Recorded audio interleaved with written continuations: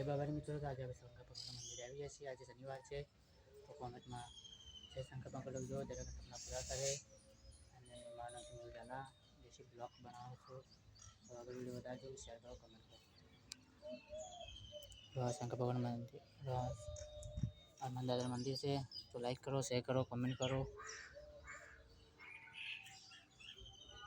શંકર ભગવાન મંદિર છે, હર હર મહાદેવ લખજો, દરેકના સપના પૂરા કરે। तो अगर वीडियो बताइए, शेयर करजो, कमेंट करजो, सब्सक्राइब बताना जय बाबारी। जो हमारे तलाव खोदाई रही है, तो पानी भरेलू है, तो दरेक ने जो लाइक करो, शेयर करो, कमेंट करो, सब्सक्राइब भूलता ना। रजा सीखो तो लाइक करो, शेयर करो।